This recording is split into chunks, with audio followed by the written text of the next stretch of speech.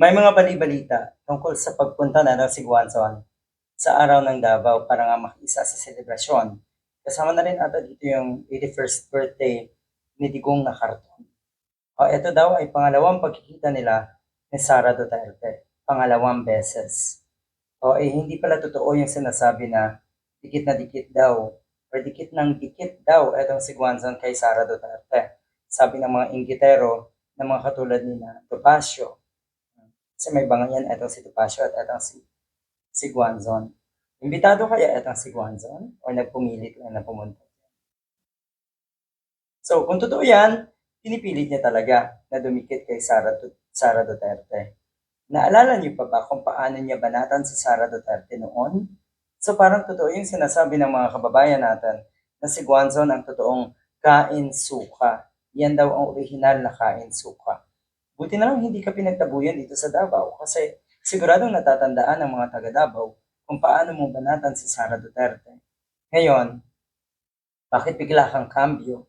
Anong nakita mo? Nakita mo na may pakinabang ka? Nakita mo na pwede kayong maggamitan? Kasi ganyan ang sistema ng mga diehard. Gamitan. Kung wala ka ng pakinabang sa kanila, itsa puwera ka na. Diba? Marinigan at maulinigan lang na ito ay, na ikaw ay walang kontra sa mga Duterte, kakampi ka na. Kahit wala namang, kahit hindi naman ganun ka importante yung presence or kahit hindi ka naman relevant. So ito si Guanzo nagpapaka-relevant para sa mga Duterte. Yan ang nakikita natin. O nagbigay ng talumpati, malayo sa mga kaaway niya ng mga DDS din, katulad nito si Cardema at ito si Topacio at ang ilan pa. Marami ang kaaway, si Guanzon.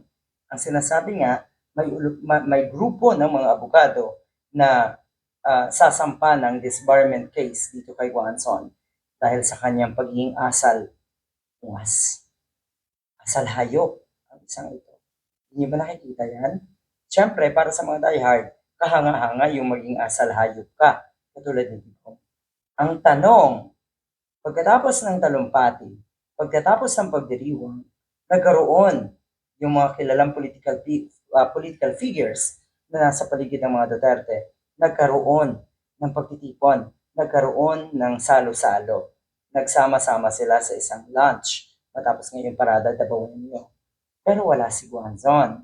Ano nangyari? Pinagtabuyan?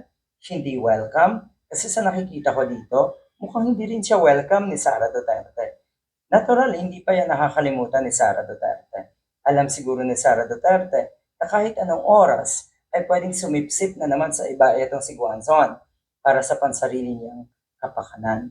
Pero, naandun pa rin yung idea na pwede siyang tanggapin ni Sara Duterte kasi mapapakinabangan niya. Para silang magagamitan. Doon na lang yung level ng kanilang samahan. Gamitan.